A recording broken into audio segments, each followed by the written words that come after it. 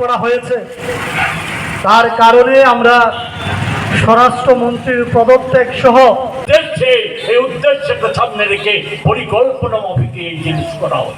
এমনকি আজকে উগ্র হিন্দুত্বকে জাগ্রত করার জন্য সম্পত্তিকে ঢুকিয়ে দেওয়ার চেষ্টা করছে, যেটা সর্বদাই আম্বেদকর বিরোধী ছিলেন, সংবিধান বিরোধীকর বক্তব্য পেশ করেছেন। তার মধ্য দিয়ে আমরা মনে করছি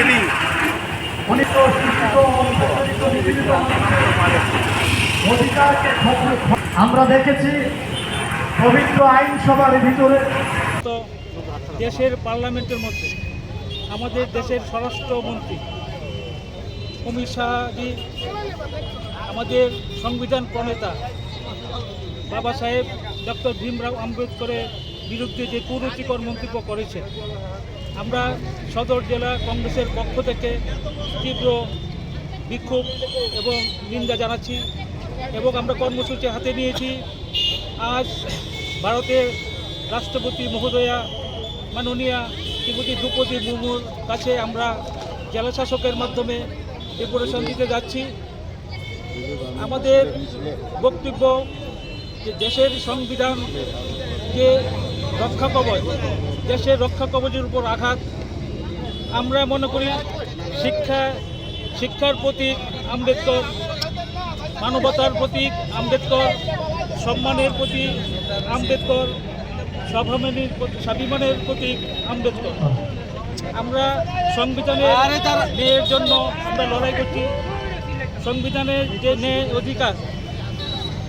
অধিকার মধ্যে আমাদের দিয়েছে আমাদের মধ্যে সামাজিক মেলবন্ধন, কিন্তু আমরা লক্ষ্য করছি যে বিজেপি এবং আরএসএসের সরকার এই মেলবন্ধনটাকে নষ্ট করতে যাচ্ছে এবং যে সংবিধান, ভারতের সংবিধান রক্ষা কবচ, এটাকে একটা ধূলিসাৎ করতে যাচ্ছে।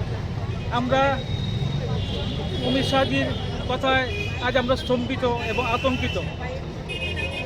ওরা চাচ্ছে আবার মনুস্থিতিতে চলে যেতে, কিন্তু আমরা ভারতবাসী আমরা এটা করতে দেব না।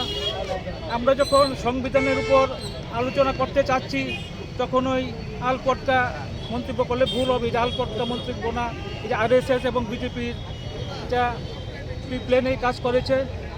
যে যখন আমরা 75 বছর সংবিধানের উপর আলোচনা করতে যাচ্ছি তখন প্রিপ্ল্যান আমাদের যে নেতা রাহুল গান্ধীর